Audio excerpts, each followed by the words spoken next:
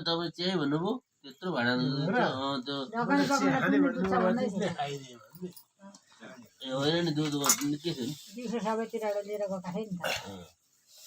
अनि अलिअलि पुरै लगेर भण्डारा किन्नु पर्न सक्छ छैन यहाँ दुध किन्न चाहिँ कहाँ पाउँछ डेरी लाने मान्छेको यतै रोप्छन्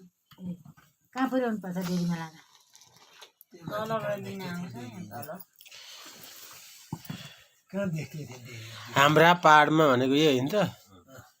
हाम्रा पहाडीमा कुनैमा दुध त नखायो भने त्यहाँ टोलोमा त्यहाँ छ टोलङमुला त देखेको हो नि कुनै पनि देखायो भने हाम्रोमा त पहिला त अहिले पो छैन हाम्रो भन्दा ठुलो कुनै थियो दुध त तार टिपेर लिएर यसो चुलातिर राखेर उसिटेर दुध खनेर हात पोलेको मेरो बाहिरपट्टि तास कोरेर दिन्छु भन्थ्यो खबर त त्यहाँ पुराणमा पहिलेको पुराण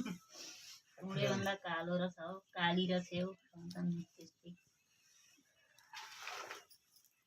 यहाँ त सेलाइहाल्छ नि एउटै